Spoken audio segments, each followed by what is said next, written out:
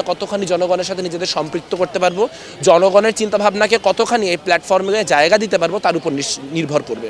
আর যদি বলেন এই ধরনের রাজনীতির প্রতি মানুষের আকাঙ্ক্ষা কি দাঁড়াবে বা মানুষজনের সাথে নিজেকে সম্পৃক্ত করতে চাইবে কিনা, আমরা আসলে জুলাই গণ অভ্যুত্থানের পরেই দেখতে পেয়েছি যে একটা বৃহত্তর প্রগতিশীল গণতান্ত্রিক শক্তির আকাঙ্ক্ষা কিন্তু বাংলাদেশের মানুষের একটা বড় অংশের মানুষের মনে ছিল।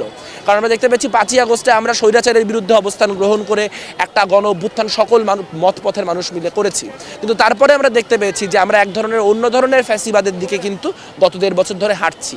আমরা দেখতে পাচ্ছি যে আপনার মানুষজনকে আপনার হচ্ছে সাতিমা রাসূল ট্যাগ দিয়ে হত্যা করার ঘটনা, আমরা দেখতে পেয়েছি কিছুদিন আগে দীপু দাসের হত্যাকাণ্ডের মতো ঘটনা, আমরা দেখতে পেয়েছি যে কীভাবে করে এখানে ধর্মকে কাজে লাগিয়ে, যেরকম আগে মুক্তিযুদ্ধের চেতনাকে কাজে লাগিয়ে এক ধরনের একটা ফ্যাসিবাদ তৈরি করার চেষ্টা হয়েছিল, ঠিক একইভাবে ধর্মকে কাজে লাগিয়ে করা হচ্ছে।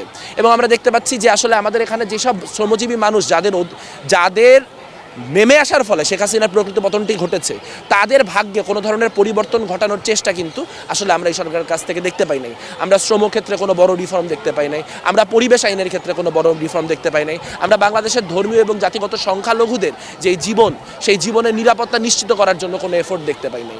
কাজে সেই জায়গা থেকে আমরা আসলে নতুনভাবে নিজেদেরকে এই জায়গায় প্লেস করতে চাই বাংলাদেশের রাজনীতিতে এমন একটা গোষ্ঠী হিসেবে যারা এই বুর্জোয়া ডেমোক্রেসির যে ফ্রেমওয়ার্ক, এই ফ্রেমওয়ার্কের মধ্যে নিজেদেরকে প্লেস করে এখানকার শ্রমজীবী মানুষের স্বার্থে, এখানকার নারীর স্বার্থে, এখানকার ধর্মীয় সংখ্যালঘুর স্বার্থে, এখানকার জাতিগত সংখ্যালঘুর স্বার্থে এবং যাবতীয় প্রান্তিক জনগোষ্ঠীর স্বার্থে একটা আন্দোলন গড়ে তুলবে এবং যার মধ্য দিয়ে আসলে বাংলাদেশে যে মানুষ তারা রাজনৈতিকভাবে ক্ষমতায় থাকে। মানে ডানপন্থা বামপন্থার মধ্যে কামড়িতে চলে যান বা নিজেরা বহুভাবে বিভক্ত হয়ে যান।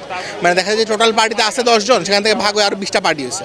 তো আমি আশা করবো যে এই পার্টিটা মানে সুসংহত থাকবে, ভাঙবে না এবং কেবলমাত্র যেটা মানে নিজেদের আত্মতুষ্টির লড়াই না করে গণমুক্তির লড়াইটা তারা করবে, এটাই।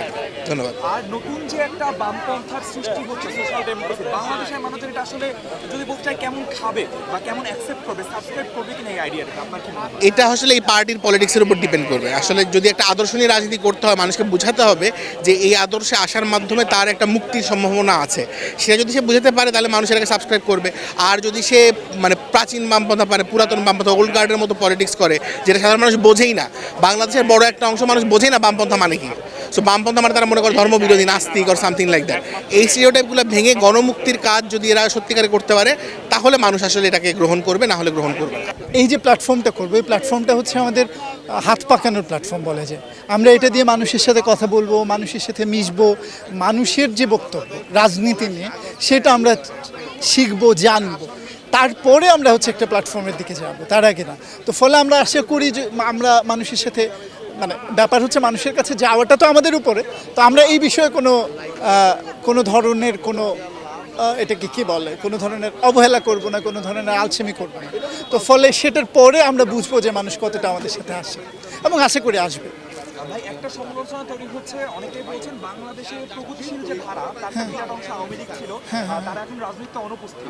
এই নতুন প্ল্যাটফর্মগুলো আসলে ধারার জায়গা দিতে যুক্ত হওয়ার একটা চেষ্টা করছে। আপনাদের এই জায়গাটাতে অবস্থান প্রশ্নটা আরেকবার করে। এই যে আওয়ামী লীগ যে আজকে রাজনীতিতে নেই, এই জায়গাটি আসলে আপনারা ধরার চেষ্টা করছেন, এটা সমালোচনা কাজ না, করছে। আওয়ামী লীগের রাজনীতি ধরে তো আওয়ামী লীগের রাজনীতি আওয়ামী লীগের, আমরা আমাদের মতো করে রাজনীতি করতে চাই।